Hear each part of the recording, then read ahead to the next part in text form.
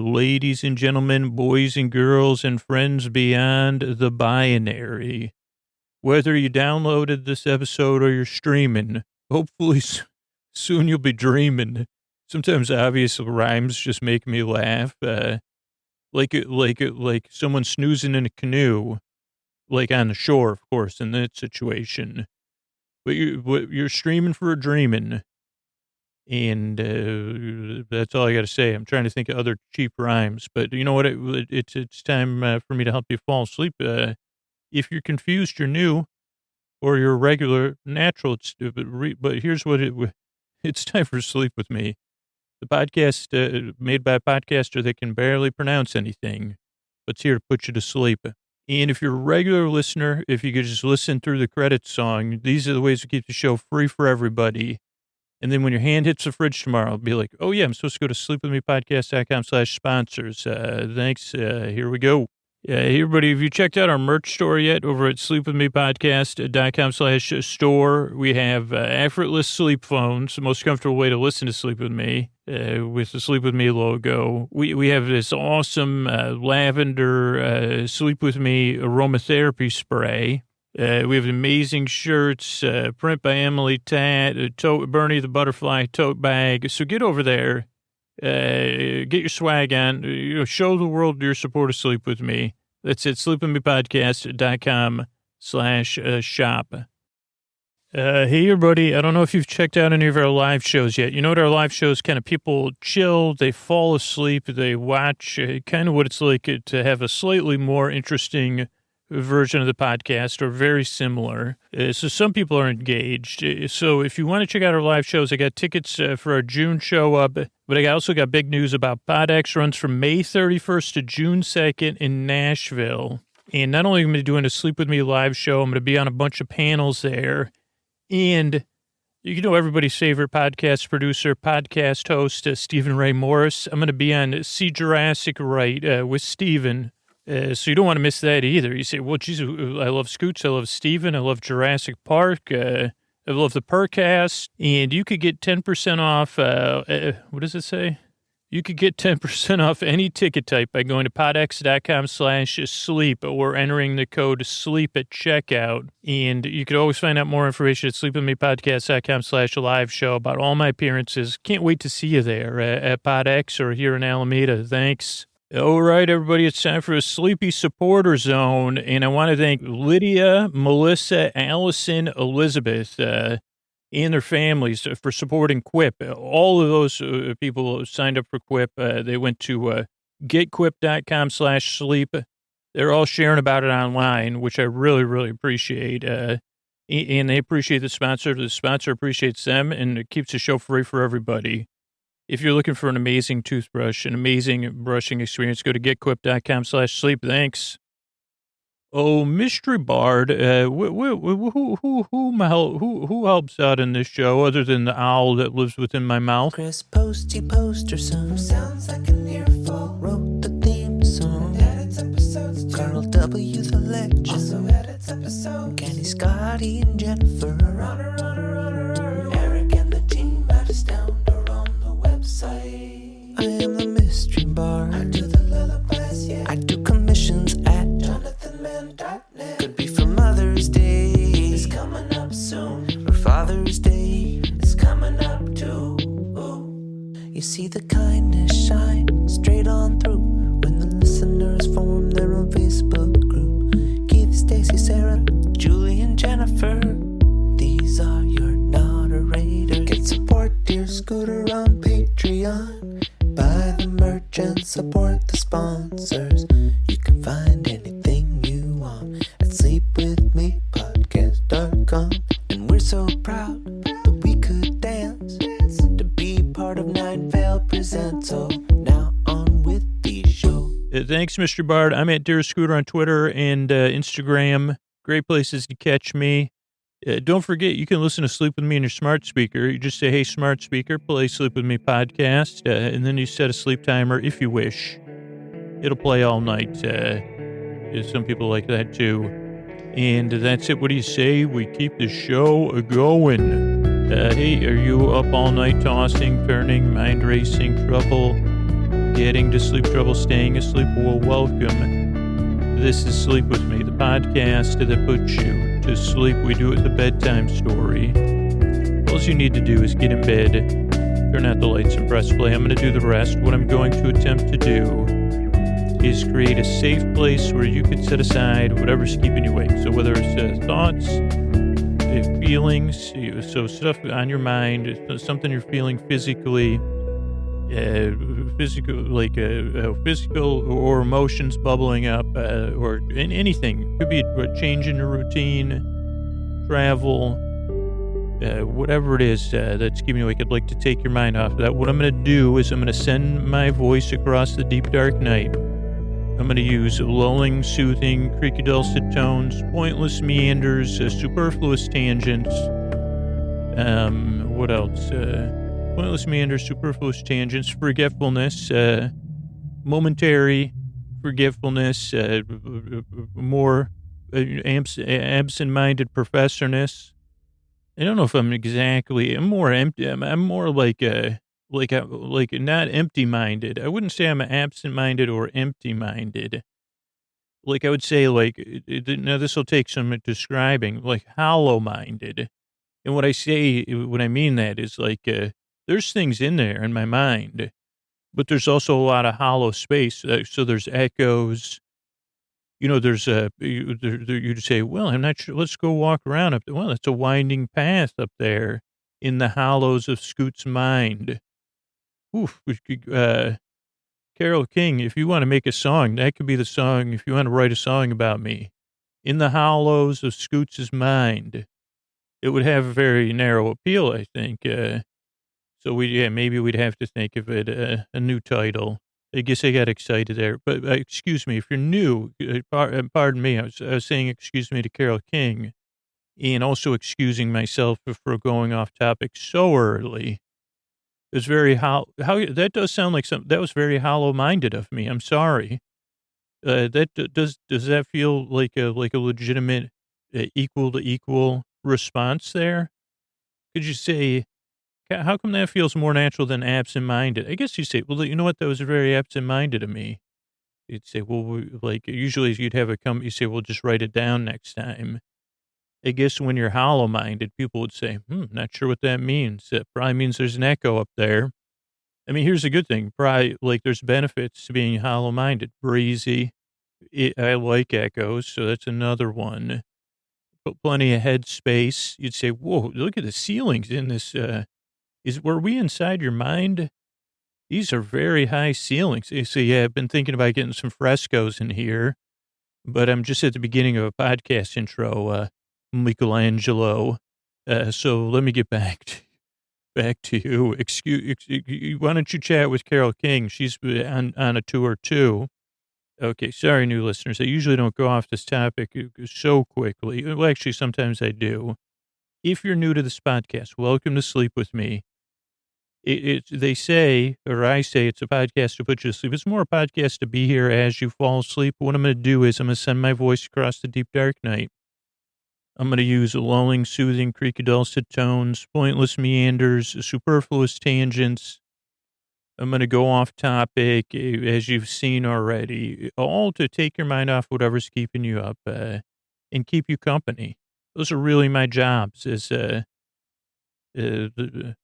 say, I guess wouldn't say that the hollow-minded professor doesn't sound, they'd say, I paid to go to this school. Absent-minded professor does sound more collegiate. I don't know. Yeah, I don't think that the hollow-minded professor would work.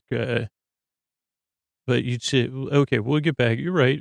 I'm just catching up with some of the echoes that I'm hearing in here. Okay, but if you're new, let me give you a couple other things. As you've probably already noticed, this podcast is a bit different. It's fairly silly and goofy. I tend to go off topic. I tend to circle back around. It's kind of a lightheartedness, but sometimes that can be tough if you're having trouble sleeping. Obviously, if that's why you're here, I'm glad you're here, and I hope I can help. But sometimes, it's hard to, this podcast is, I guess you'd have to imagine, we'll have to lean into this. If you were inside of a hollow-minded professor, I mean, first of all, what an adventure. You'd say, holy cow, you thought there was things were cool on Hoth or Bantu or whatever, wherever else, famous characters have been. Wow, I'm in this hollow mind, and I already forgot what I was going to talk about. I was trying to make a metaphor for the new listeners.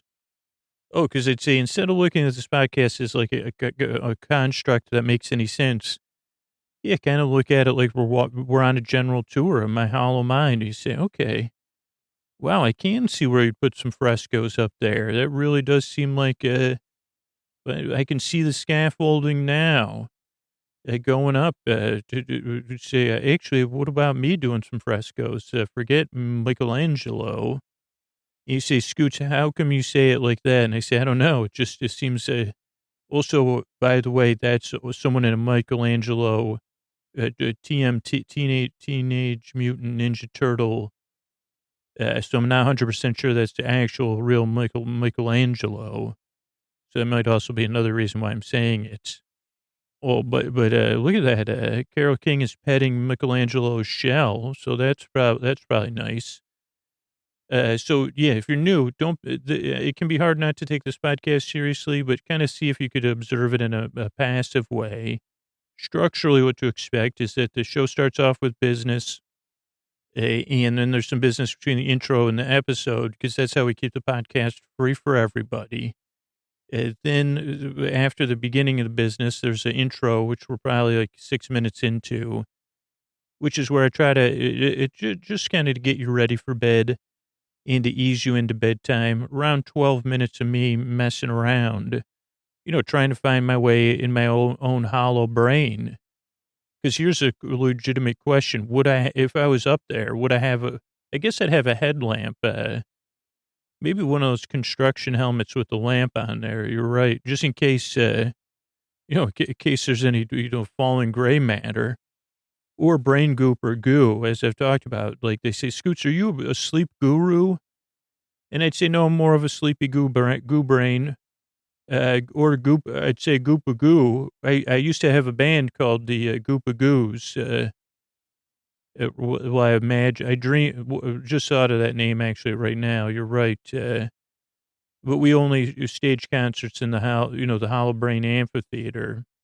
And actually that's a metaphor. It's actually, my brain's not hollow. It's just my brain zone is within a hollow space, and more hollow than the average hollowness, cause it's of course how, anyway, you're right. I got to get off topic. So I didn't even mean that pun, but that's the truth. I got to get back on topic. But so the intro's a wind down, a slow landing strip for you to ease into bedtime. Then there'll be some business, and we'll be talking tonight about GOT. So we'll talk about the episode. Then we'll talk about some facts. Then we'll talk to Tom and Pounce. We'll talk to the old gods and the new. So pretty long episode. If you haven't seen Game of Thrones, good news. You don't need to. With my recaps, you'll sleep right through them. And if you don't, or if you do watch Game of Thrones, you'll be like, oh, what's Scoots talking about? I mean, if you're super listening, it could be spoiled, obviously, because I'm going to talk about the episode. But I try to talk about it in the most just vanilla way, because I know you're here trying to sleep. So I'm just here to, take your mind off stuff and keep you company. And just in case you can't sleep, it's just entertaining enough that, I'll be here. And, I guess I will be prattling on and on. That was one of our first hits as the Go-Go Goo Brains, or whatever I called it. No, that was my Saturday morning cartoon. And when I was a hero, Go-Go Goo Brain. And they said, actually, that was already a show. It's called Inspector. And I said, okay, touche. So I guess that's the main thing. So structurally, what to expect. These episodes are well over an hour, well into almost a 2+ hour range. So there's no pressure to fall asleep. Even though it's a sleep podcast, I'm more here to keep you company and take your mind off stuff as you drift off. But there's also no pressure to listen, because I'm going to be meandering around and, making echoes in my own it's like enjoying the hollows, in the hollows within my mind. Yeah, hollow-minded. I think I was using brained before, like in the middle. And I said, "Well, I don't like the way that's sounding." That's why I tried to move. And I said, "Oh, because I forgot I was using hollow-minded." That's a much more neutral term. I think that you could use if you feel like you did something that you need to apologize for because you were being hollow-minded. I think it's okay to test that out don't test it out as a test apology. But if you say, I guess let's just test it out as being. I don't think here's an SAT question if you're writing any of them. Sometimes hollow mind. I can only speak for myself. Not all hollow-minded people, but sometimes we could be inconsiderate. Are all hollow-minded people inconsiderate? No. But maybe if you were inconsiderate this week, you could say, "Geez, that was very hollow-minded of me. I'm sorry uh, that left your soda out on the counter and it went to room temperature." It was hollow. When you say, "What is it?" Oh, it was inconsiderate of me. I didn't realize. I guess they said, "Well, was it absent-minded?" And I said, "Well, in this case, it kind of was because I was just moving it, and I put it out. So yeah, but I'm sorry. I guess is what I'm saying. I don't know how we got into apologies or who I'm apologizing for. Whoever our soda I room warmed, I'm sorry. I didn't even know about it till just now. So maybe that's a self apology. But here's the thing. I'm glad you're here. I really hope I can help you fall asleep. The show is a lot different. That's my main thing. But I make it because I care and I believe you deserve a good night's sleep. And I'm just here to keep you company, to take your mind off stuff and help. So again, thank you so much for coming by. I work very hard. I strive and I yearn to help you fall asleep. And here's a couple more ways we keep the show a going. All right, it's finally time. It's time to. I was going to say I finally know the name of the episode just now when I sat down and recorded. This is season 8, episode 4, or episode 71 of the entire series. And it turns out it's called "The Last of the Starks." I just found that out, so I haven't had time to really chew on that really. But it does have the last time. Then it has the same opening, I think. But the one thing I noticed, if you really want to watch, is that in the middle floors of Winterfell, they look a bit broken down. I don't know if that was new or just something I first noticed. Almost like a car that won't start or an engine that won't start. There's some gears on the floor, and then the thing in the background that's kind of pulsating. I guess I don't remember now, but I don't know. And then the camera pans up, and I said, "I know those splayed feet. I could just tell you whose boots those are anywhere." Except one thing I noticed is that they're tied up towards the ankle. And I don't know if that was a traditional thing on those boots. It would make sense to get your feet in there, but man, that would not keep the cool out. And it's Ser Jorah with good color, taking a big nap he headed off to the farm. He's taking a big nap in the sky. And Khaleesi, I don't know if we've seen her in this coat. I guess I would refer to it as coat. She had a very similar coat in red or white, with some red in it, almost like a yarn or a wool maybe, which would make sense. I mean, Khaleesi, not only are fashion choices perfect, I mean, lovely, but you say, well, that's a very smart wear for the North and dragon riding. So it's a gray with a red or maroon or a wine. How come gray doesn't get, I guess gray does get, you say, well, it's a slate, it's a carbon charcoal, but this is definitely gray.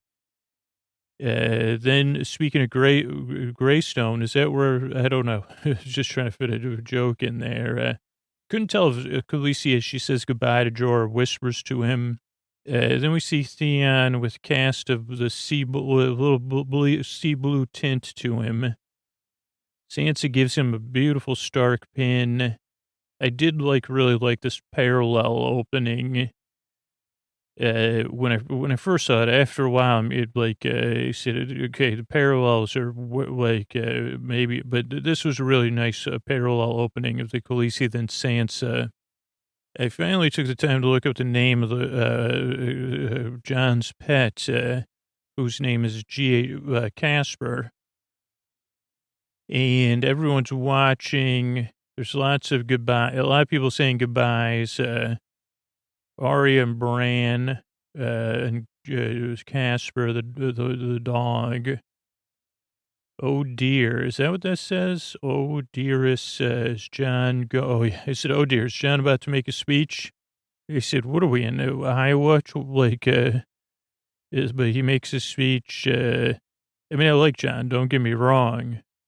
Not so hot on his speeches. And he says, hello, Iowa. You know why I'm here, but he says, I do like a shield safeguard the realms of people. Tyrion, what does that say? I don't know. It says Tyrion, but then I noticed Sam was next. I think Sam was maybe if you watch in the background, at some point he steps to the side, behind Sansa.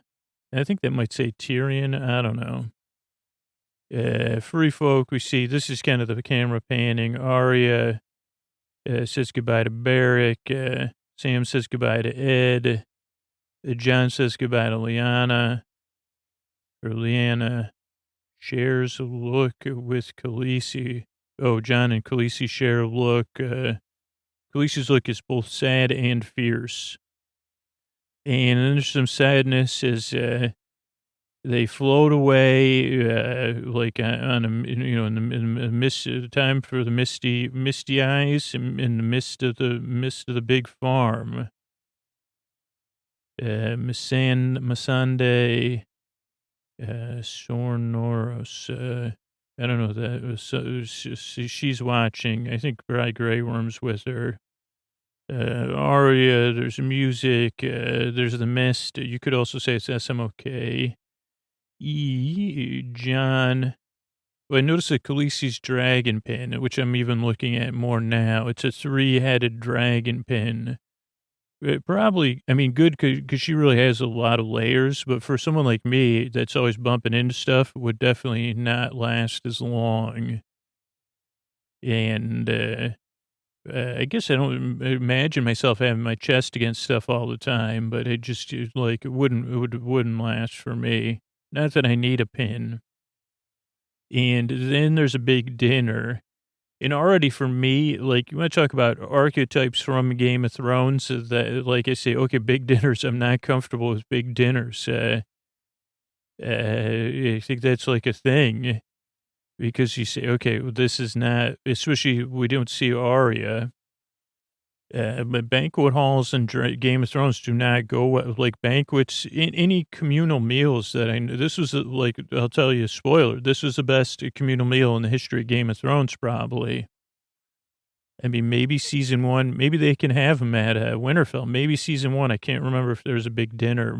Presumably there was when Robert got there.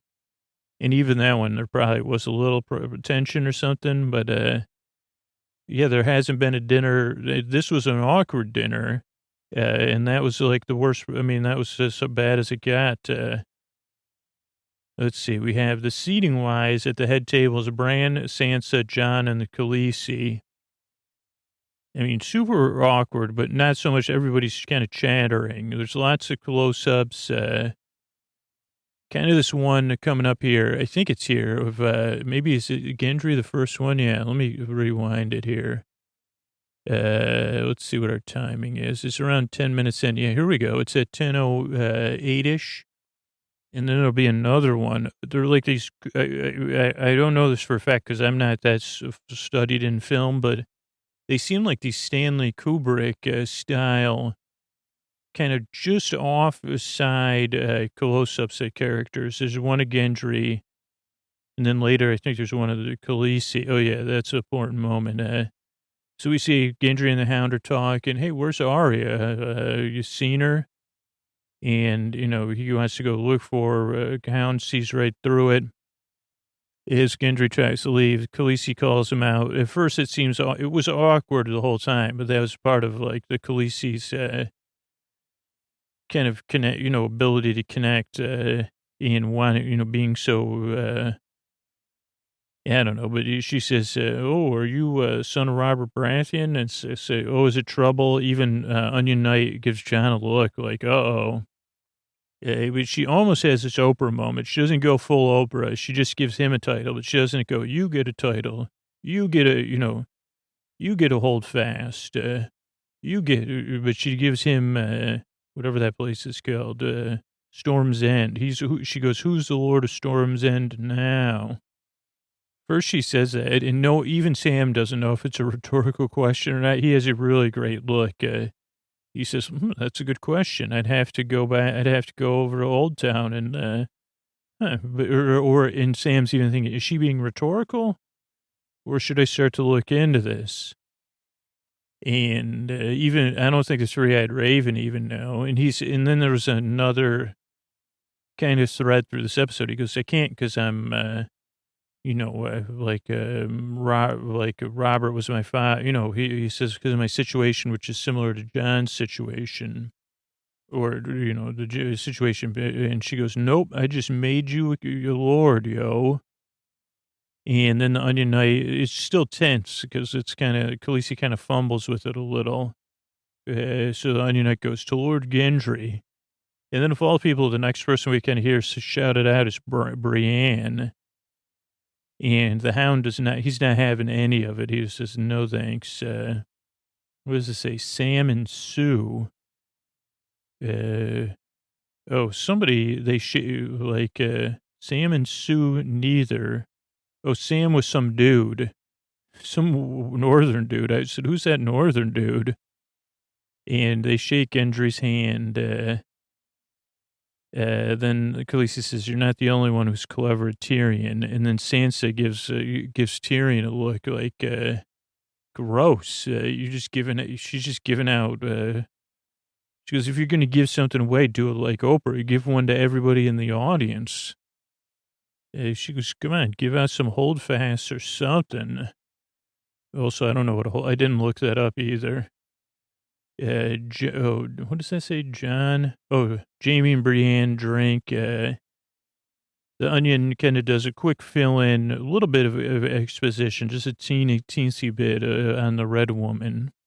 And this was something I was gilding myself for, maybe looking forward to. There really wasn't a lot of exposition in this episode, which I did not think was necessary. But of course, like I said last or 2 episodes ago, if I could listen to Jamie and Bran, or Jamie and or Tyrion and Bran talk for hours about exposition or backstory or world building or whatever. But anyway, he's just a quick thing, bit, I guess. I don't know what that meant. A bit, I guess that's what I put.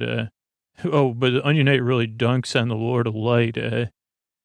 He's not having the Lord of Light. I said, "Buddy, I got a belief system you could believe in. Lord of Light's not even in my belief system. I wasn't even aware of the Lord of Light when I came up with it." Let's see. Yeah, like I don't think I've ever used the term dunks on in the podcast, but these terms from 2015, but I'm going to use another one soon. Wes still have to contend with, I don't know what that means. He should join me. We still have to contend with us. That's what Tyrion says. We might have taken out the ice people, but the Hound wants more wine. And Tyrion kind of does an awkward compliment on Bran's wheelchair. But Bran says, actually, this is a same design that Daeron Targaryen got. He says, "Well, he goes, I don't really want any more." I mean, I guess the only thing I'm gonna miss Bran if we don't see him again these next 2 episodes. I mean, really, again, because could you give like a bonus hour episode? I mean, that would be my sleep podcast, and not even sleep. I'd probably just chill. I mean, this show has so many good melodious voices in unique ways. I think Brand 3 had Raven voice, obviously The Onion, Beric Dondarrion, Sir Jor. Those are probably the top voices. Tormund, well, Tormund's just getting too weird, man. You shouldn't envy me, he says. Mostly I live in the past. Oh yeah, because Tormund's gets into this bra mode where he's like, let's bounce some drinks, John. And I guess I was like, is that goat's milk or whatever, giant's milk, which it was not. I don't believe. I mean, I guess you could say, actually, Scooter, say thanks. Khaleesi cheers his Arya. I think John pounds down a drink, or maybe Tormund does. Sansa gives a look to Khaleesi on the cheers to Arya. And then Sansa's out. Then we have Jaime drinking with Tyrion being a little bit of a BU to the L to the L to the Y on Brienne. Subtle, but passive, aggressively passive or whatever. And maybe Brienne was fake drinking. Tormund overdoes it. He's doing his like a little buddy thing with Jon and his second life, which I guess, I don't know. It's like, is that fully public information? It says not this one. WTF comes, keep going. WTF Birch, what does that mean? I think Tormund says something weird, man. Oh, he does say something. He has one line. I guess that was my WTF. I think it's here. He has this another weird line in this episode. No, Dany doesn't get any credits.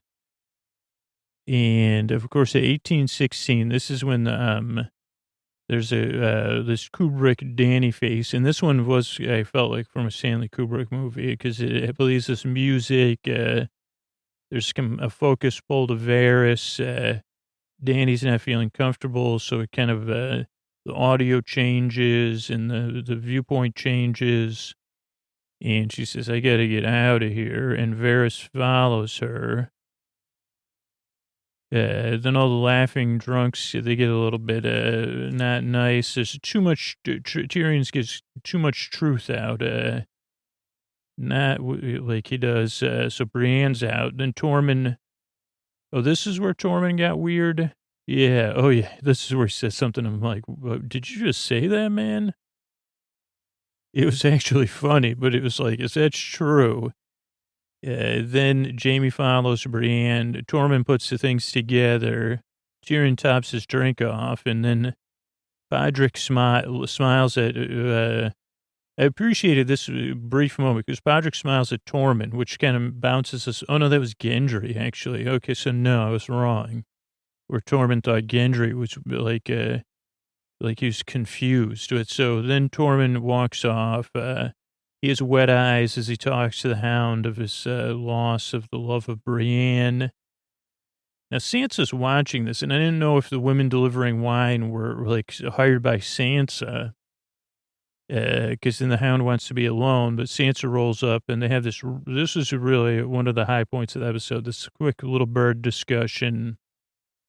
But again, I don't know, like it was a little bit like of them saying, Sansa saying, oh, if it was necessary for me to get here to where I am, passing the time. I don't know what that means. They talk about the passing of time. The Hound and the Hounds. And the Hound says, only one thing that'll make me happy. And I don't know if this is a misdirection or not, or if it's just like expect the Clegane Bowl, as people have been talking about for a few years now. He says you should have stayed with the Hound. That's when she says no. Then the party gets too drunk, too crazy. Gendry finds Arya, who's doing target practice. This is another really high point of the episode, so I liked how these were back to back. He says, I'm celebrating, or, I'm the Lord of Storm's End now.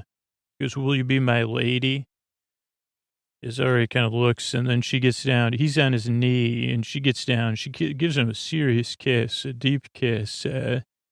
She goes, you'll be a good lord, but I'm not a lady. Never have been. That's not me. Sorry, brah. And Gendry's kind of, I'm like, dude, don't you know anything about Arya? I mean, no offense. I was like, what are you even asking that for?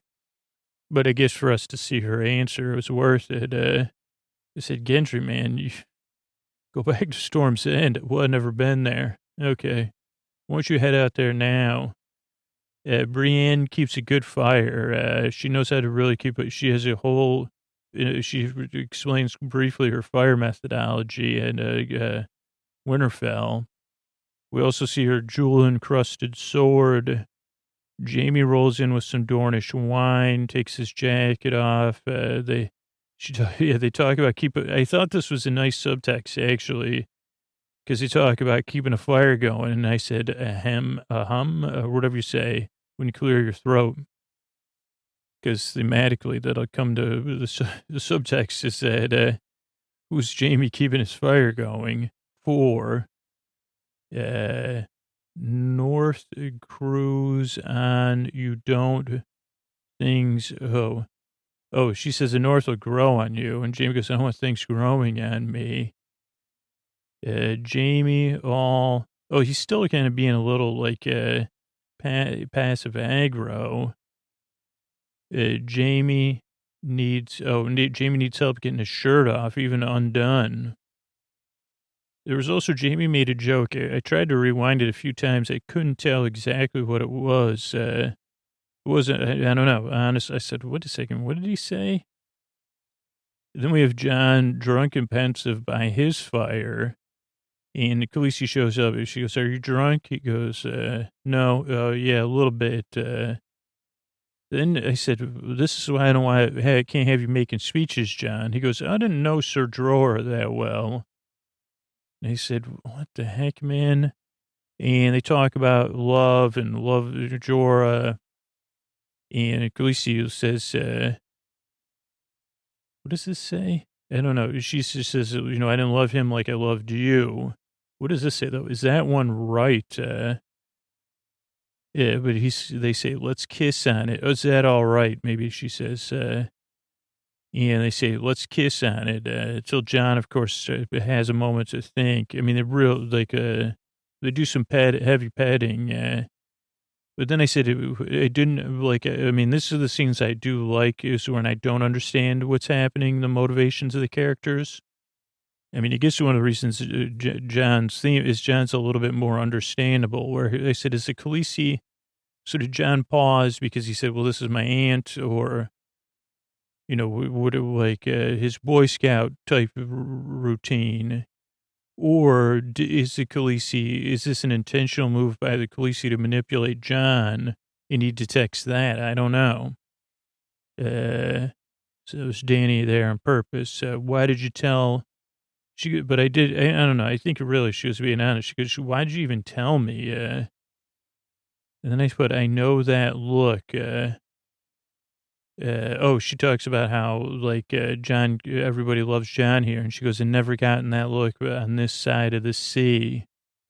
And she goes, you want to make this work, say nothing. The Khaleesi is definitely very concerned about this whole, I mean, understandably, the succession. Just started watching season 1 of that, too. Holy cow.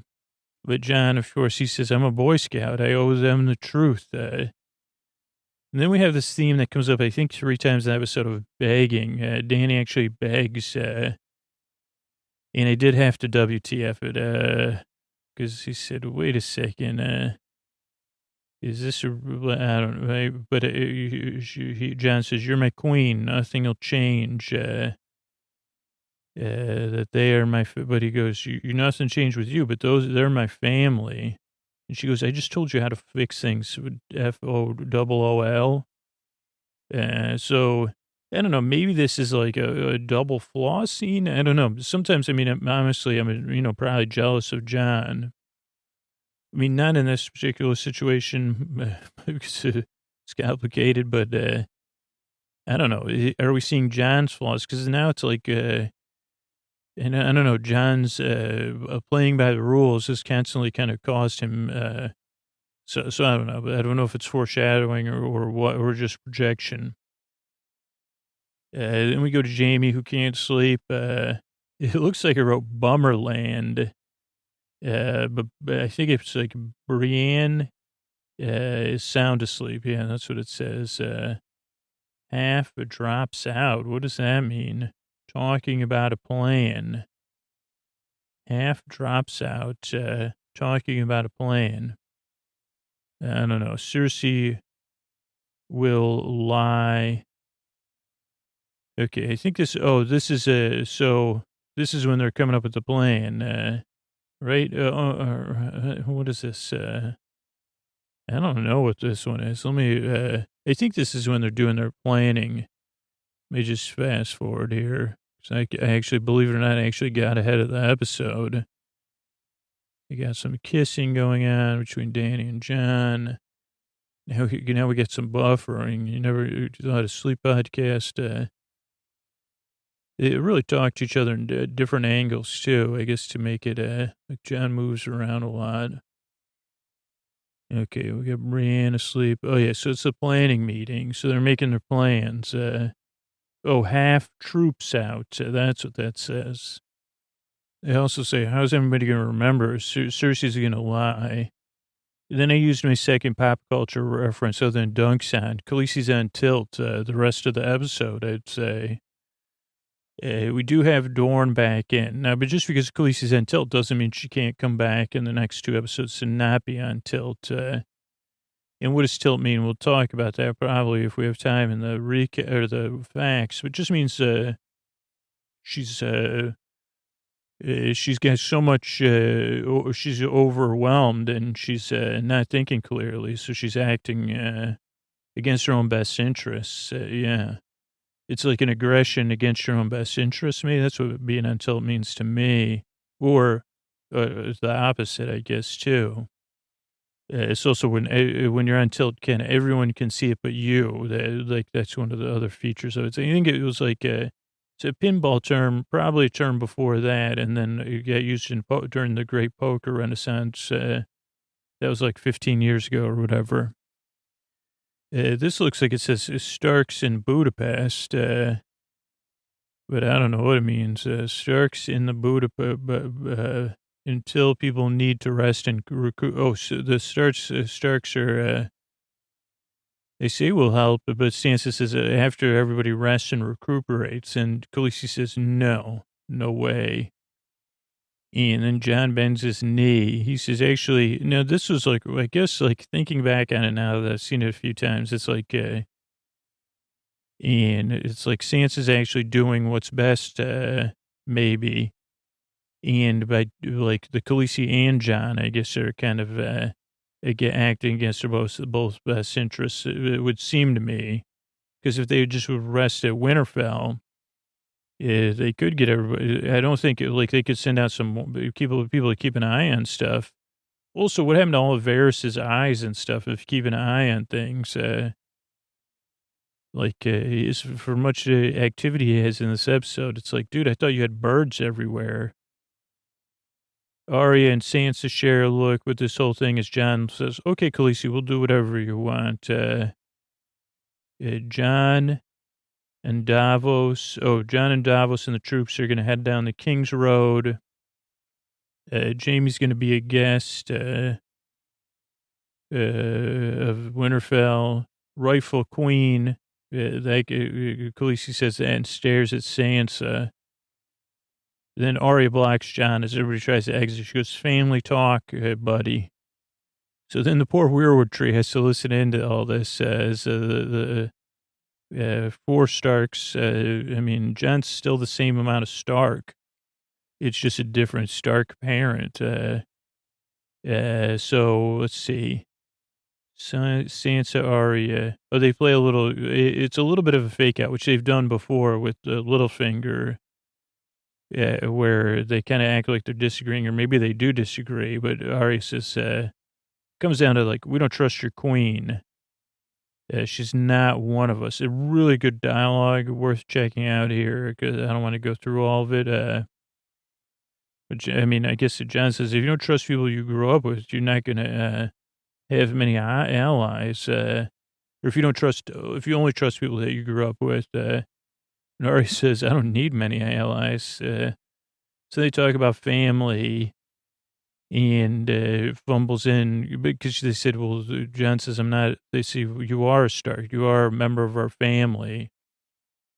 And I said, maybe I should sit down with John and show him, like, if your mother's a Stark, your father's a Targaryen, you're still 50% Stark. I mean, maybe a line, I don't know. Again, whatever, a line of succession, but who cares? But then there's another thread in this episode of people making their choices, or some characters making their choices, not everyone, have to swarm. Oh, another one, people swearing promises. So there's choices, promises, whatever the third thing I said wasn't begging. I'll come up multiple times this episode. Tyrion and Jamie are talking about Brienne. Tyrion's making tall jokes, climbing mountains. They say, cheers to climbing mountains. I said, again, is that some foreshadowing or what? And Bronn rolls in. He talks about their blonde tufts. He's negative. I think that's what this says.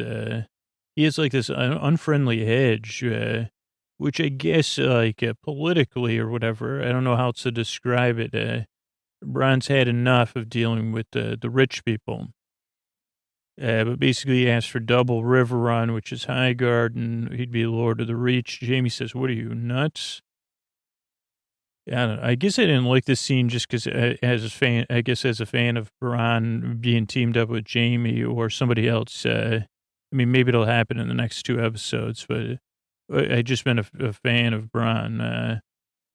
So to know he's probably, I don't know. And he says, give me your word. Second round of pennies. I don't know what that means. I really don't know what that means. Second round of pennies. But he says, I'll find you when the war is done. Give me your word. Second round of prunes. I don't know. Then we have another. This one was a little bit, for me, fan service in a good way. Because we have the Hound walking and he's on a horse, a Clydesdale horse. And next thing you know, you see Arya. And he says, oh, geez. And she goes, you're on your own? He goes, not anymore. What about you? They say, well, I don't like crowds. Same here. Where are you going? What do you think? I guess some unfinished business. Me too. Not planning on coming back. Me neither. So maybe the last of the Starks just means these three and a half Starks. That's what it could have been called. 3.5. Well, actually, Three-Eyed Raven's not a Stark anymore. And I would venture to say Arya is not a Stark anymore. She's a faceless person. I mean, that might be out there, but so that leaves us with 1.5 Starks. Sansa, and I guess by John's reasoning, he's not a Stark. He's a Targaryen. I don't know. Maybe I'm reaching, or maybe it just meant those 4 would have a meeting. I mean, but Sansa, excuse me, is the one that stays in the north. Then we see Dany and dragons. Sansa's watching. He rolls up, my lady. She doesn't say nothing. He says, you're supposed to say my lord. And Sansa says, why her? You really think she's going to be a good queen? There's lots of, like, I guess another thing that comes up in this episode is, like, people not looking at one another and looking, allies, your queen too. She says, Sansa says, are you afraid of the Khaleesi? Then we get this not a Stark. What if someone better out there? And eventually he walks away. She calls him back. She spills the beans that she had learned from, because John tells Arya, or John has Bran tell Arya and Sansa at the family meeting that, you know, he's like everything about the Targaryen stuff. Then we see Onion and John on a horse. I don't know if John was on his horse. He got back off. Says goodbye to Tormund, who has another good line. Really, that is like one of the funniest lines of the season. Room to wander. This isn't home. So this is our goodbye to Tormund, I believe. He does this one. I can say out of all of John's decisions, you'd say, okay, if you're not going to get my vote, because he says, here, take Casper with you, my dog. I mean, honestly, this was things I get outraged about. What does it say? Hippie up there. I don't know. I think he says we're going to be happy up there. Room to roam, a room to wander. So new, so well, so new, well, you're. I don't know, but he says so long or whatever. Farewell. You never know. We might see each other again. Yeah. Then we have Sam and Gilly and the future Charlie. John says, I hope it's a girl. And Sam says, you're the best friend I've ever had. And John says, you too. No. Oh yeah. I said no friggin' goodbye for the dog, Casper. Again, I just didn't like this. I mean, Nymeria, which is Arya's dog, went through the same thing, I guess. Nymeria, I think that was the name of her wolf or dog. That's when I couldn't believe it. So then we have Casper, Tormund, Sam, and Gilly. They say goodbye. Then we see ships at sea, and Grey Worm or Bay Worm, as Missandei calls him. She calls him that. I mean, anyway, not on the show. Anyway, their smiles, they're holding hands, which makes the episode more. Then Varys and Tyrion are down in the cabin. And we get this conversation twice in kind of two different forms. They both know now. They say 8 people know, so it's not a secret. It's information. And then they say, well, what should we do? Like, Khaleesi's on tilt. And then they say, John wants to bend the knee. Varys says, what he wants does not matter. And Tyrion says, what about marriage? He goes, is marrying your aunt common in the North? What does it say? Does not like having an autumn quadrant. I don't know what that means. It does not like having another... anyone question her authority. Khaleesi does not like having her authority questioned. They go, this is our job. We're her advisors. And Tyrion says, maybe Cersei will win and they'll solve everything. And I put, oh dear. Not sure what happens here. Some weird face-off. Khaleesi and Matt. Oh. Yes, okay, this is on the boat. Then there's some weird face. Okay. So then, let's see. Then somehow, without Varys's birds, they didn't know that Euron was going to show up and take one of the dragons away and most of their boats. Grey Worm says, "Get to the skiff now." I saw that they had like octopus arms on their launchers. Tyrion jumps in. I thought the episode might end here because it faded out, but it was just a fake out. Thank goodness, because it was like you can't end it now. But then I guess I did wish it just ended there. But so Tyrion's in the water. No Missandei. All the boats are gone. One of the dragons took a trip to the big farm. Rhaegar or whatever. Cersei, what does this say? Oh, then we go down to King's Landing. We see Cersei. She's letting all the people into the Red Keep. Clyburn and Euron are there. They say Queen. She goes, I'll be the Queen of the Lion in the land, the Kraken in the sea. And will rule the sea, and our child will rule them all. And she goes, keep this keep open for the innocents to come in here. Then she says, so much for Breaker, the chains, and it's revealed that Missandei is with them. Oh, I said, oh no. Then we're back at the planning room. Khaleesi tilts over a lion. Something, I don't know what this says. It looks like Greyjoy. I mean, Grey Worm had a lot of faces, but Varys says, told you I'd look you in the eye if I disagreed you. At first he's not looking right. Then he does. He goes, this is a mistake. Too many innocents. He goes, do not become what you struggled to defeat. And she goes, are we here for a reason or what? And this is exactly what a person on tilt would say. We're here to free the worlds of tyrants via tyranny. And father. I don't know what that meant. Then Tyrion says, well, let's make an offer at least. And Khaleesi's right. She goes, it won't work. Cersei will refuse. And then the drums and looks. Oh, yeah. And then everybody shares the looks. And then we have one more talk with Varys and Tyrion talking about tyrants and destiny. Some of the same talk as before, but he goes, there's Jon Snow a solution, Varys says. Who's going to be the better ruler? I put neither. I mean, maybe that's just my bias. Varys says, maybe the best ruler is a person who does not want to rule. And then Tyrion's again, what about marriage? And Varys says, she's too strong for him. And he goes, you're drinking a lot, dude. What the heck? We're supposed to have our A game. And then I guess Tyrion says, this is when I have my A game. And he says, I believe in our queen. She'll make the right choice. So again, if we're seeing it through Tyrion's eyes, you say, okay, let's be patient here. He says, with the help of her advisors, of which we are two.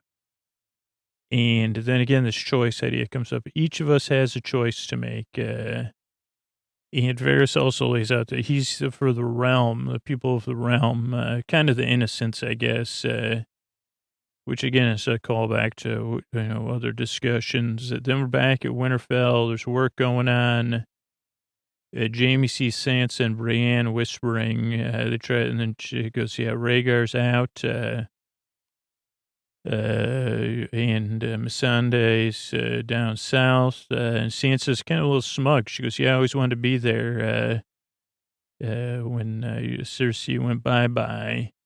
And Jaime's kind of stunned. And then we cut to him sitting by a fireplace with his arms crossed. Brienne's asleep. Lots of furs in the bed. Jaime's out, no goodbye. Yeah, but then Brienne hears the door close, so she goes out. She goes, you're not like your sister. You're a good man. Please stay. Another round of kind of begging. And again, with the character, I don't know. I mean, I do know Brienne was in love with Jaime, but I think she would have, I don't know, but she begs him to stay. I mean, maybe she's begging him to stay for him because she doesn't, I guess maybe that's why it's okay for her to beg. She's not begging for her. She's just saying, dude, if you go there. And he goes, I'm not a good person. All that I did for Cersei, she's hateful and so am I. And then Brienne's, obviously her heart's very sad. Then it's out. Then we're outside the Red Keep, and seems look more smug. Okay, so let's see. Outside Red Keep, lots of, there's lots of those anti-dragon things, but there's lots of shared looks. Everybody up top is smug. Yeah, in the keep, except for Missandei. Yeah, dragon bows, stage downs. Stare downs. There's a ton of stare downs. This Andrew, it looks like Cyberman out surrender. But Clyburn comes out. He says, and then Tyrion goes forward for the parlay or whatever. And Tyrion says, you got to surrender. And Clyburn says, you got to surrender. Nope. And Tyrion says, come on, man. And he goes, dude, I'm a mouthpiece. But he goes, by the way, we're totally confident. We also see Missandei's kind of caught in the middle of this negotiation. And it does turn on a bunch of, there is tension in this scene because he goes, we have a chance here. Help me. He kind of begs. Maybe is this the last beg of the episode? Yeah, he goes, no. So then Tyrion marches on to pitch Cersei on decency and survival. He says, come on. She kind of fakes out Tyrion at first. But then she says, no dice. But as he kind of begs her to kind of see, like, the sensible side, I guess. Even Euron, for a quick second, looked unsure. He says, you're not a monster, Cersei. And she has to look away as he talks about kids and stuff. Yeah, I beg you, the third time this episode. Then we have a series of shots with looks. Cersei makes her choice with her eyes slow. Oh, it's a slow reveal. She makes a choice with her eyes, not with her. You see her face turn as she makes her decision. I think I could only tell that in the second watch. So the first watch, I thought I was like, "What is she gonna do?" Yeah, but it's a slow reveal. But Danny and Grey Worm knew in the first watch and the second watch because it was the same episode. They step up, and she goes, "Anything you got to say, Missandei?" She goes, "Dracarys," which I thought was, I don't know. This is a tough. Grey Worm stunned. Tyrion, broken diary, mad Kubrick. That's music. Tyrion kind of is broken. I don't think that's what it says. Daenerys is very mad. There's Kubrick music. So I said, oh, this was like a little bit of Kubrickian cinema here, maybe. Danny walks off. Tyrion gives an oh dear look. Cersei has this like Cersei has this look like I don't even like very like Jamie said who she is. And Danny walks off, and that's the end of the episode. So that's how the episode ended. Let's just look at a couple things that came up. Let me close that out.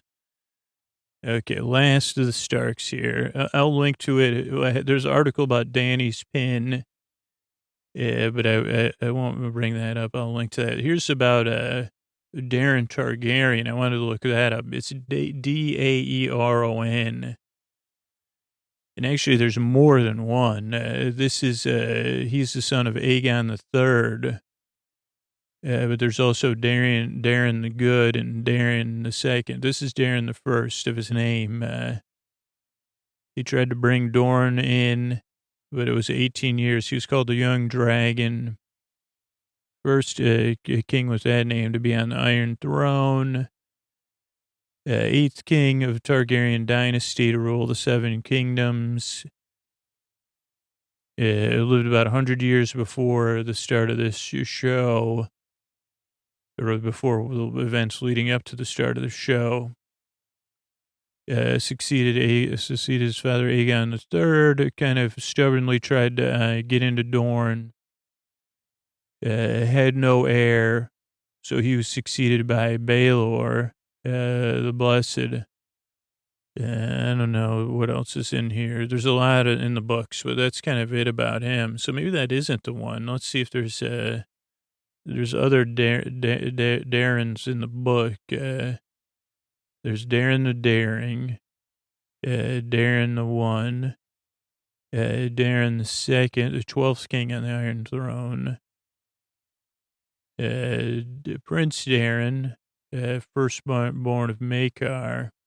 So I don't know which one. I don't know if one of them was one of them. That's Red Raven. I don't know.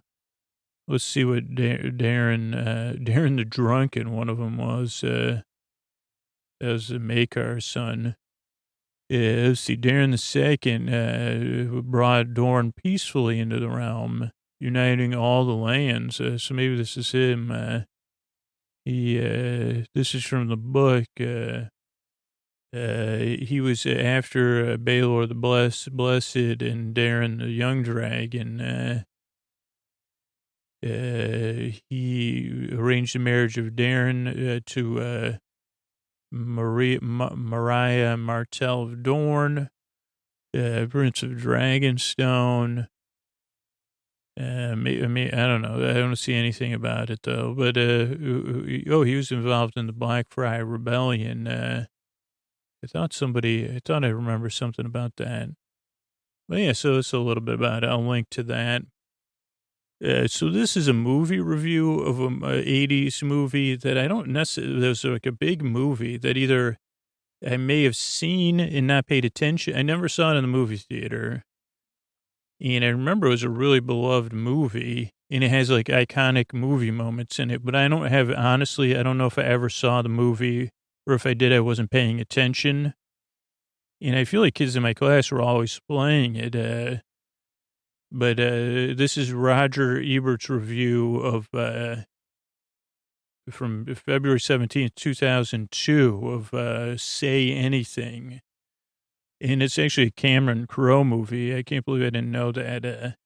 The first time Lloyd Dobler calls Diane Court to ask her out on a date, he dials every number but one and then brushes his hair before dialing it. He wants to look his best. He gets her father on the phone.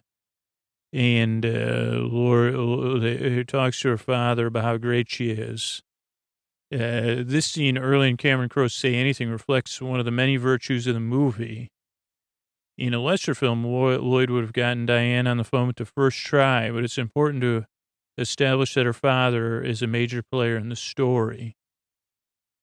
This movie's about honesty and dishonesty.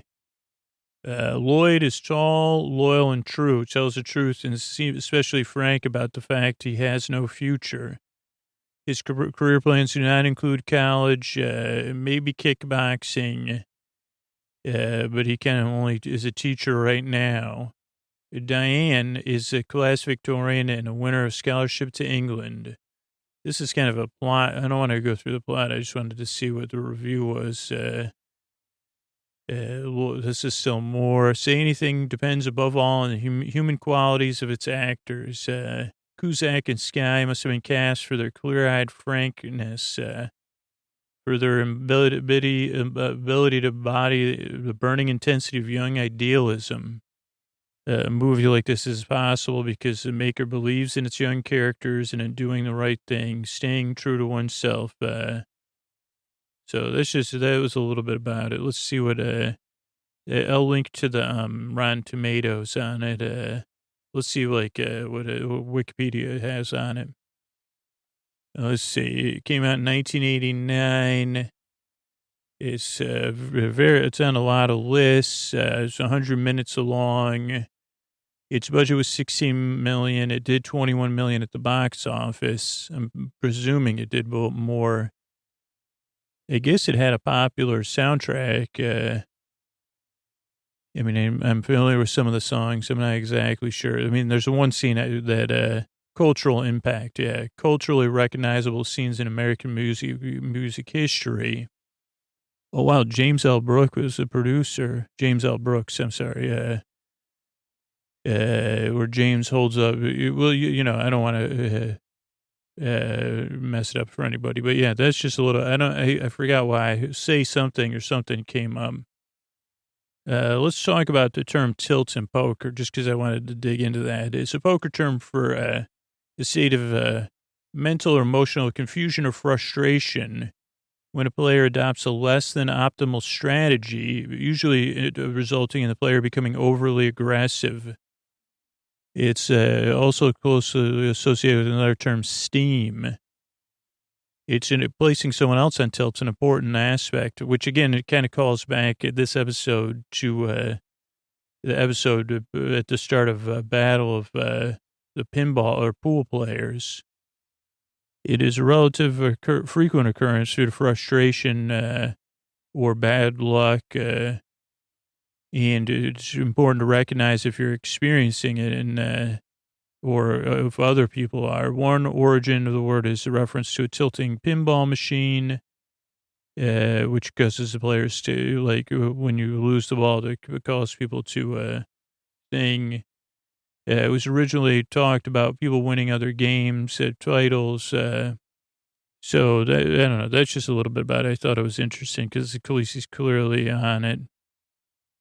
You just wanted to link to an article in the Game of Thrones wiki about Dorne, because I think that's like, I don't know. I always find Dorne interesting just because it didn't get a ton of screen time.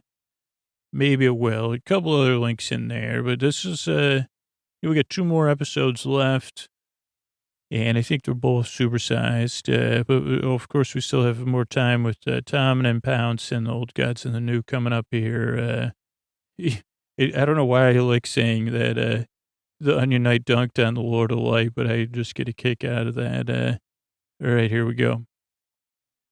Ladies and gentlemen, boys and girls, and friends beyond the binary, this is K-Pounce Radio. We interrupt your regular scheduled programming. Actually, for a regular scheduled program, it's time for another episode about best friendship, about a boy and a cat, about a best friend and a best friend, tales with of best friends and of best friends.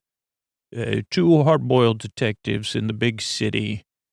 It's time for Tom and Pounce in the world of noir Chardonnay. K-Pounce Radio, the radio of cats and best friends everywhere. Meow. It was a day just like any other day. That I talk about with, well, not like any other day, because some days I just, it was a day, Sir Pounce and I went in our office in the back of Noir Chardonnay's club. Sir Pounce taking a bath on my desk. Luckily, I had a desk set, a gift from Noir Chardonnay. Sir Pounce, you like taking a desk on my desk blotter, don't you? Meowie. That's right. Noir Chardonnay had given me a bespoke desk set, bought at a store, and then a team of artists that hang at the club. But I was sitting there. Sir Pounce was taking a bath. The clock was ticking. We had an analog clock. Originally, we had one from a submarine that Noir Chardonnay had given me, but it had to be wound. And despite, talking it out with multiple adult figures in my life at that time, when I would, you would wind the clock with a key, and I would wear the key around my neck. It was a source of pride. I guess I'm going off topic, Sir Pounce. Right, I'm supposed to talk it out to let the feelings go free. And so I was constantly thinking, it brought me pleasure to wind the clock, and it brought me too much pleasure, so I ended up winding it too much because I just couldn't. And so I learned a valuable lesson: get a clock with a battery. So that's what we had now. Also, you get a clock, a winding clock. You say, well, that's my pleasure clock. I wind it for pleasure, not for keeping time. And that is another lesson I learned through Noir Chardonnay, who said, maybe this could be a pleasure clock. And I said, a crock? I don't understand. Pleasure clock. I said, oh, okay.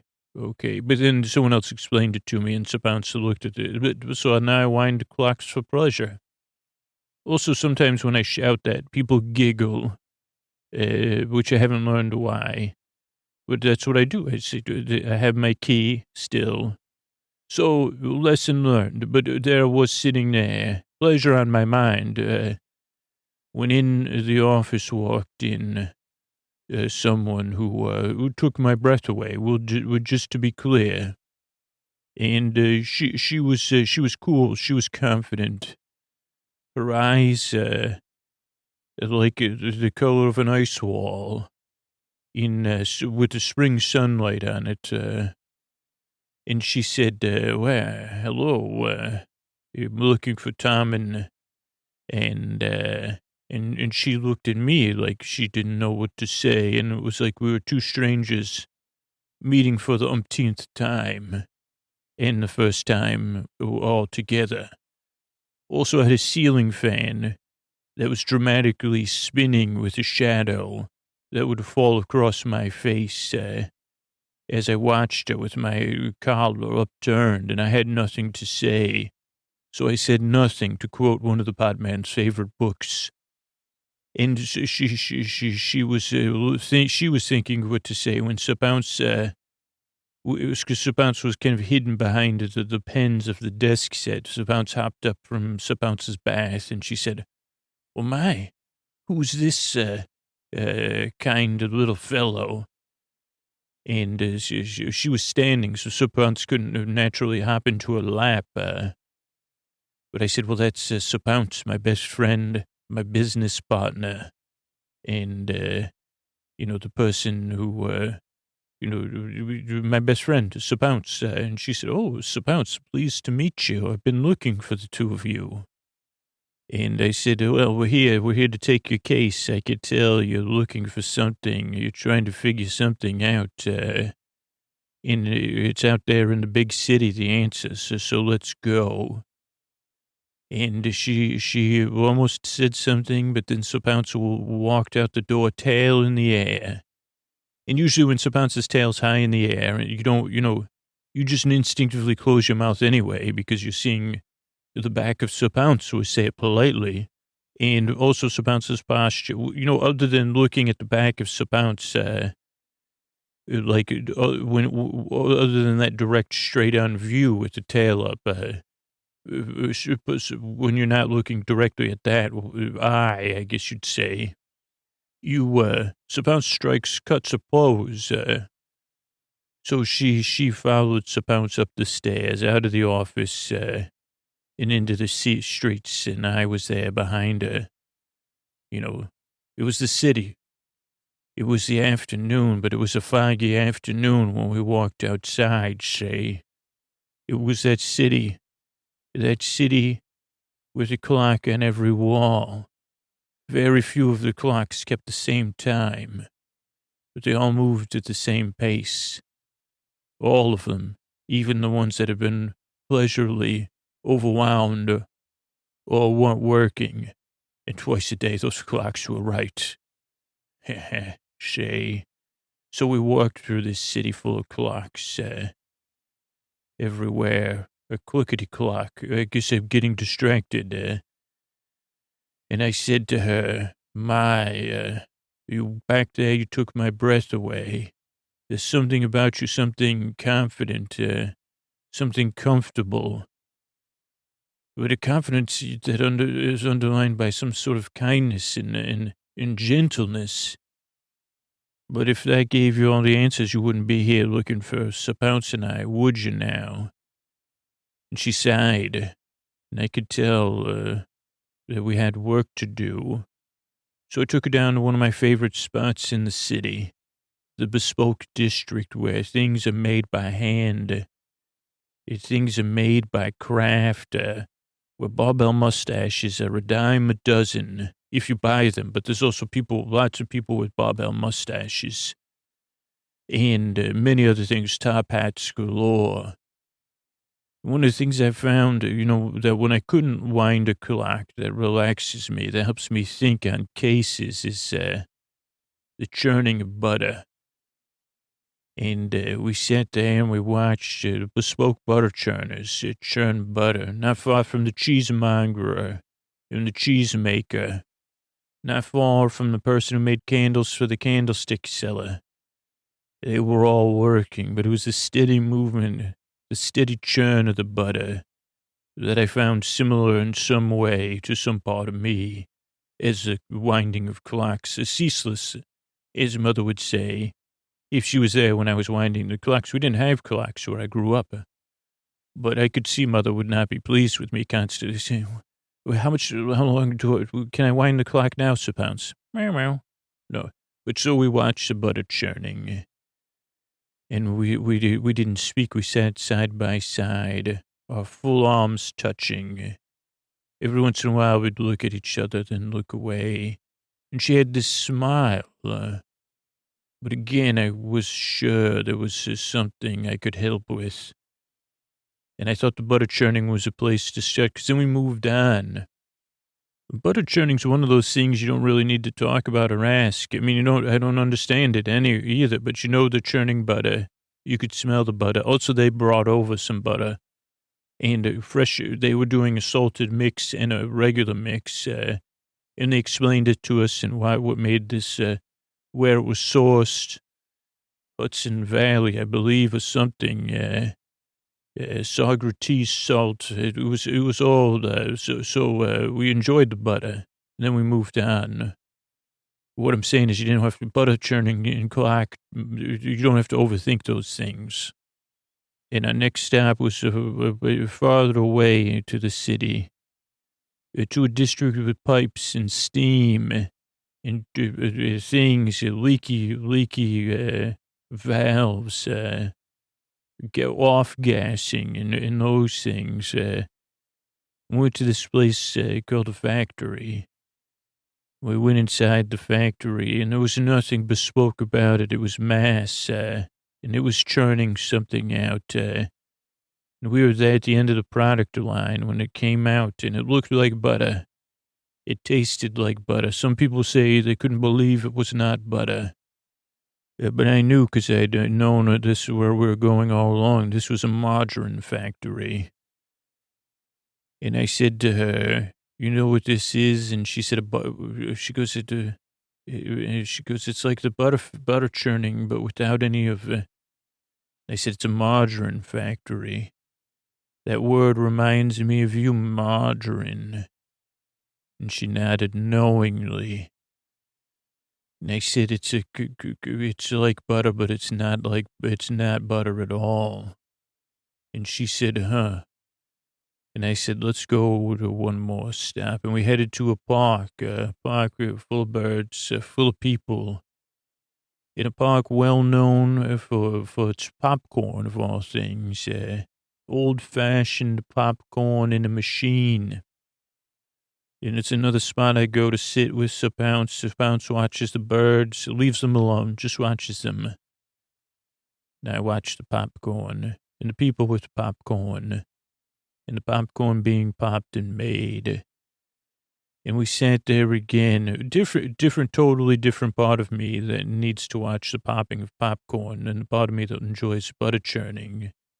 And for what, just to check in, when I was a boy, I never had these things to learn these pastimes, watching butter churning, watching popcorn and popcorn eaters.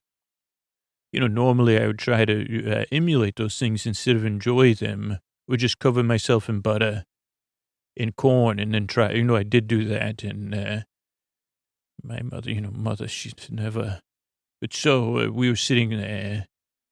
She said, this was a brilliant woman, but she still couldn't put all the pieces of the puzzle together. And it was complicated for me, you see, because I had feelings, but I was also working. I had feelings from the past, I had feelings in the present, and I had feelings wondering about the future. But this was no time for my feelings, Shay. And, I said that to myself out loud, and she kind of gave me a quizzical smile. She said, Tommen, you're such an unexpected, this whole thing is unexpected. And I said, you seem to be enjoying yourself, but wonder if you've ever had that opportunity, I may not seem like the most confident or the least confident person, but I've become who I am. Mikey Tommen. Sir Tommen, your grace, which you would have probably been calling me that for a while. But I became the person I am. And I don't know of anyone that was born confident or had a coolness. Now, maybe there are people that do that. But sometimes maybe people have to do that, And they do it so well, it is real or it's almost real. But then maybe they miss out on things. And she said, like the margarine. If you only had margarine, or you're a buffoon that thinks it tastes like butter, you're missing out on the real thing. And I said, well, that's a loaded word there. I say margarine's real. It's just margarine. But it's based on something else, and there's bad butter, believe me. And then we got some popcorn and we thought some more. And she said, I wonder how margarine feels about being margarine. And I said, well, it's different. People are different than, I don't know if it's a condiment, but people are different than the things you would keep in your refrigerator, your icebox, say. I said, margarine is just margarine. It doesn't even have a choice. It's made and manufactured. And she said, butter's churned. Butter goes on a journey. And I said, it continues on that journey, but we won't talk about that. We already saw the backside of Sir Pounce, and that's enough of that for one afternoon. And she said, I think I understand. Margarine's constructed. It's confident that it's almost like butter. And she said, it's formed in a bar. And she goes, huh? And it works. But it might not always be easy. You say, wow, that margarine's really confident in its ability to be almost like butter. And I said, it would become more complicated if we were talking about a margarine family, right? And the expectations of a margarine child to live up to the expectations of not, having someone believe that they're butter or they're not butter. And what if they said, you could make margarine the whole game, margarine, baby margarine, if you just did things right, if you just listened to our wise counsel, and maybe the wise counsel was wise. They said, well, margarine's better, man. It's easy to manufacture. We got a lot of good things going. And we margarines love each other. It'd be tough. That's a seductive thing to be, but that's, and then we ate the popcorn and she patted my knee and she said, this is nice. This is nice here sitting on the bench. Sir Pounce was in her lap at this point. She was actually petting Sir Pounce with a kernel of popcorn, which I had done before as well. Dry. This is non-buttered popcorn. Even though we did have some buttered popcorn, real butter. And that's another stuff, that's oil. We didn't get into that discussion. And she put a piece of popcorn in her mouth. Not the one she was petting Sir Pounce with. She gave that to a bird. And I said, oh, boy, I'm not sure if, I said, those birds will eat anything, but, and she kissed me on my cheek, and she said, I think I'd like to be butter. And I said, you could be butter, or you could be anything you want to be now. Unlike margarine, you have a choice. You have the whole city. It's yours. It's yours, and she said, I am excited to be margarine and see what I become. And she said, where would I find you? And I said, I'll be in Noir Chardonnay, say. She said, maybe, and she actually started working, just to spoil her, she works there now. She's famous, and she goes by the name Margarine. But she's better than me, and popcorn. And there was another tale of, and the case was solved by nightfall. And then Sir Pounce and I went back to our hand and ate out of a tin can. And that's the end of this episode. Good night. Good time to prayer into the old gods and the new. Crone, Sweet Sue Crone, Miller Smith, Barky, Jester, Hound Dog God. I'm calling on the prayer phone. When you need some praise, that's me calling in. Praying across the universe to all of you to check in and just see the updates on our summer camp. We have to think of a name. And past summer camp names have been problematic. So thinking about a name that represents us. And then think about what jobs you would, well, one, I guess I'm making assumption, ass and, A double S and you and me. Would you please work at the summer camp? Could I ask that of you? Because the whole purpose of the summer camp was designed so I'd spend time praising you or saying it, so we don't lose touch. And then when we lose touch, because we don't have Game of Thrones to go back to, we say, well, at least we'll have, Camp Crony Poo Poo. That's problematic. I know, Crone, because I'm using you and Poo Poo.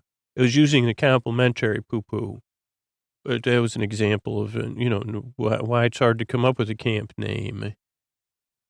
What was the camp I did? Crone, do you remember? You should remember, but I know I should remember, Crone. Oh, but God, that was the thing. I'd like you to think about taking roles at the camp, and maybe roles that maybe we take you outside of your God box and you step into a new role. Because it'd be easy, to Crone, for you to be the, like you could even have a house on the hill overlooking the whole camp, where your brow's furrowed and you're creaking in a chair and, checking things on boxes and saying things over. Maybe you could play both roles though, Crone. Like that could just be a method role you're playing for fun. The Camp Crone. Hear me out, Crone.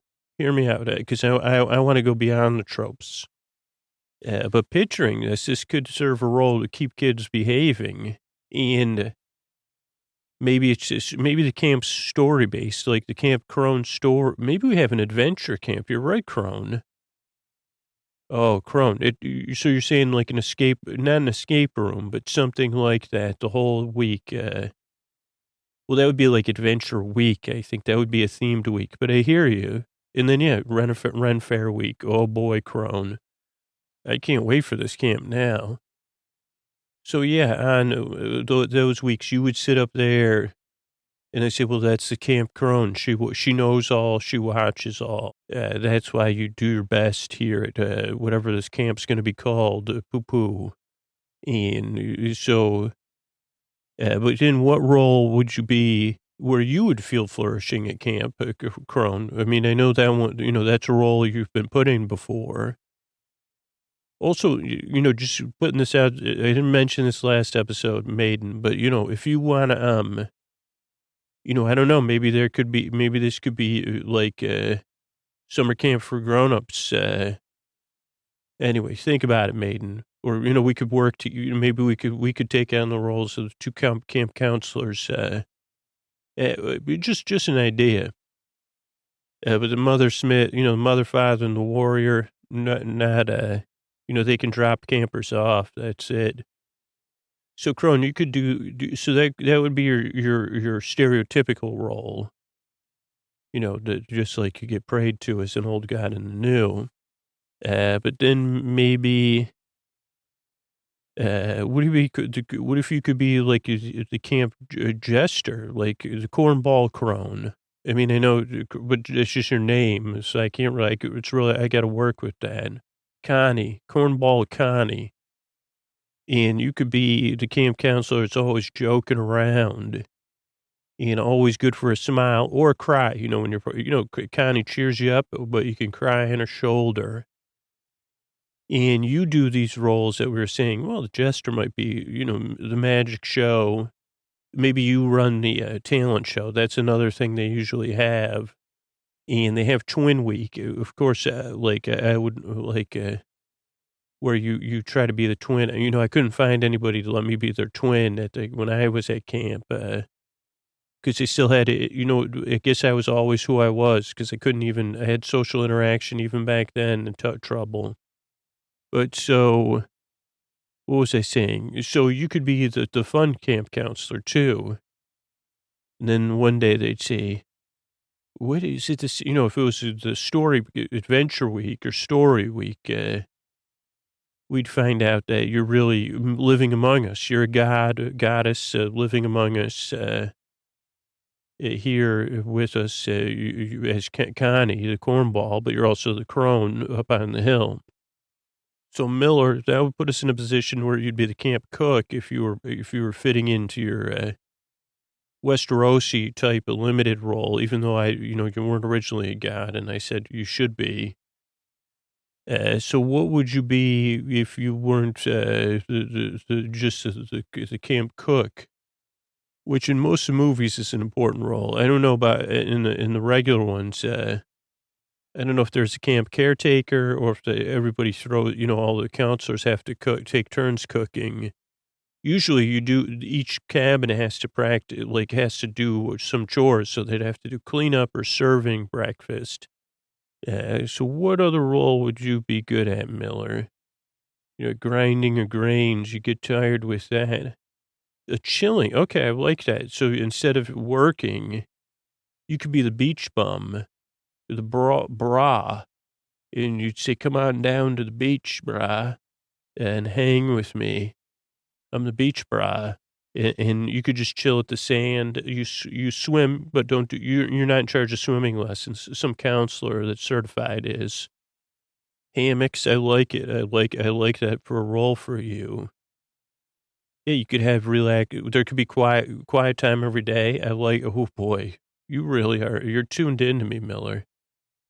So yeah, everybody, I like that quiet time, like maybe 2 or 3 o'clock.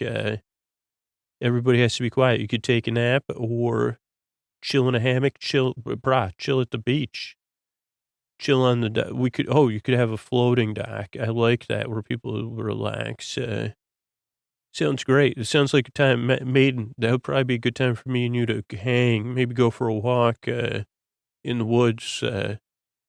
Anyway, okay, I got to get Smith. So last episode, I think we came up, you'd be in charge of maintenance and your forge and doing all that. I think that would be your typical roles.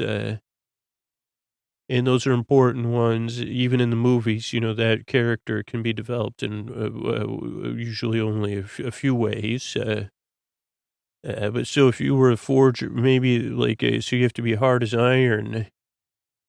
Crafts, okay. Well, that's pretty, okay. Well, soft crafts, I'd say you have to be, because you're so hard, that we'd have to put you in soft crafts. So only things with googly eyes or smiley faces, poof balls, plush, puppets. Okay, I like it now. I think that's it. You're a craft. I grew up with the crafty lady. She did all of hers with craft glue and tongue depressors or popsicle sticks. Okay, that was pretty easy, Smith. That makes sense, though. I mean, soft crafts, though. And what about some watercolors? Okay, yeah, I like it. Can we do some paper boats on the creek or the river? Oh, great. Floating lanterns. Oh my goodness. Where can I put a deposit in right now? Miller Smith, Barky. So you'd be the trees, you'd be the tree house, you'd be the leadership, ropes course, the shade, the swing, also the counselor everybody can count on that's really tall. They say, well, just ask Jenny. She gets it done, whatever. When you count on somebody, you can count on Barky. So what would you be if you weren't that? Barky. So you'd be, because we already kind of have, usually you're fun loving. Okay, I like it. Movie night, because you like movies, even though you don't return them. Movies under the stars, star watching. Okay. Yeah, I think star watching. Oh, like watching the stars and pretending they're a movie. Cloud watching. Barky, I like it. Theater. Okay, like the kids can put on a play. Oh boy, Barky, this is like drama. Or, okay, Shakespeare. Okay, I like it. So, you kind of be the camp thespian, maybe. Oh, wow, I like that. Okay, but that really cuts down on the jester's jobs, but Jester. So I guess you'd be Barky's assistant if you were in your normal role. I guess you'd be more, though, Jester. You'd have a larger role. That's just how it seems at first. But there's also all the other activities. So in your typical role, you'd be in charge of all those things, not just the jesting, but anything recreational, which is what summer camp really is. So you got different games, different sporting activities, archery, of course.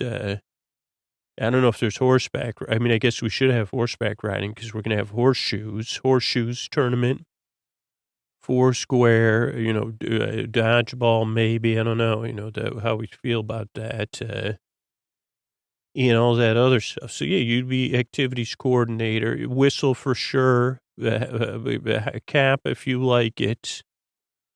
And so what would you do if you weren't overseeing all of the activities and making sure everybody's engaged and having fun? Oh, solitary. I like it, Jester. Like someone like me that needs time alone. You would start to teach people how to cultivate some alone and private time. So you'd encourage introverts to spend some time alone, but also extroverts. And encourage it as an esteem building, healthy, sorry, Jester. This is why I know you're a god whose name I forgot, but, so you'd cultivate some downtime, a little bit different than chill time, but you could coordinate those things. Alone hikes. Okay. Silent thinking. Oh, so maybe you two are kind of working together. Okay, I like this. Well, that's how camps work. It's interdependent, right? But some positive solitary time. I got you. I'm chapping my chest because I get it. That's the Jester. You finally Hound Dog God. Now, Hound Dog God, first of all, you'd be the one. I mean, your stereotypical role is easy. You seem like you're always hungover. You're always in a grouchy mood. You seem like you don't like kids, but you really do love them, or camp residents. And that. So I think it falls in to you being in charge of homesickness, right? Oh, boy. Because you got such a tough exterior, which means you have a big heart. So you would be, maybe you'd even be the camp counselor. Like, seriously, well, you'd need certifications for all that. And we don't do any faux counseling, but you could be professionally a counselor. That's something that's optional, a therapist. But you could also be in charge of learning skills to help people cope with homesickness. Okay, you'd be in charge of letter writing. I like that. Postcard sending. Dealing with those feelings of missing home for first time or not the first time. You don't know if they still have payphones, but you could be in charge of payphones if that was a thing. Okay, like working with the other camp counselors for sending crafts home. Okay, I like it. Okay, different skills building around those things. I really think you'd be good at. There should be someone in charge of homesickness. I really believe that. And I think you'd be the perfect one because people wouldn't suspect you would be able to, but maybe you've always been homesick, huh? No. Okay, well, it makes sense in your case. Okay, well, gosh, that went good. We don't have a name for the camp, but we'll think about that for next week. Crone, Sweet Crone, Miller Smith, Barky, Jester, Hound Dog God, thank you for your time. And I'm looking forward to having this summer camp with you forever and ever. The end. Good night. All right. I want to thank everybody that reviewed the show over on Apple Pod. Everybody that commented on the show on Castbox, Castbox.fm. Peggy, comment she really liked the show about Rob has a podcast. And that even though the episode was a little bit later, Camille really enjoyed the podcast as well. Manny also enjoyed the podcast, a pun recently. Andrea I is a 3-year listener, really enjoying the show. Happy Hounds likes the show. Five-Bold, thank you so much. Heather, thank you so much for the kind words. Claire, thank you. Tommy B, thanks so much. Maggie, thanks so much. Charlie, thank you too. Megan, thanks, and good night. Princess, thanks, and good night. Manny, Holy Gargling, K-Hearts, thanks so much. So thank you, everybody. Thanks so much for all the nice comments over on CastBox. Then over on YouTube, some recent comments. Lilycorn, Elena, Equinox, Blue, thanks, and good night. Gotcha. Palmy, thanks, and good night. Galaxy, thanks, and good night. Rashida, Goat, thanks, and good night. Dave, thank you, thanks, and good night. Jojob, thanks, and good night. Sploof, thanks, and good night. Max, thanks, and good night. Kira, thanks, and good night. Jane, thank you, thanks, and good night. Lisa, thank you, thanks, and good night. Charlie, thanks, and good night. Pastel, thank you, thanks, and good night. Dragon, thanks, and good night. Sophie, thank you, and good night. Isabella, Matt, and Dave, thanks. So thanks everybody over on YouTube and CastBox. Sleep With Me exists as a free podcast because of people who support it on Patreon and the people who support our sponsors. So thank you everybody for doing that. We're a proud member of Night Vale Presents. You can check out all the amazing shows they do over at nightvalepresents.com, including one of my favorites, one of the great podcasts out there, is cinematic audio fiction straight from the top of the Eiffel Tower. So it's got everything. It's got music, it's got magic, it's got mystery, and it's just fun to listen to. That's the Orbiting Human Circus of the Air. You could check it out wherever you consume your podcasts. It's The Orbiting Human Circus. Or at nightvalepresents.com. We're also a proud member of PRX, and the person that has also pronounced problems pronouncing P's, but PRX, you can see everything they're doing at prx.org. And thanks so much for supporting the show. That's really what keeps it free for everybody else. I get plenty of other episodes because of that ready to go for you here if you need them. I'm here. Let me tuck you in there. Yeah, let me get you in there good. Good night.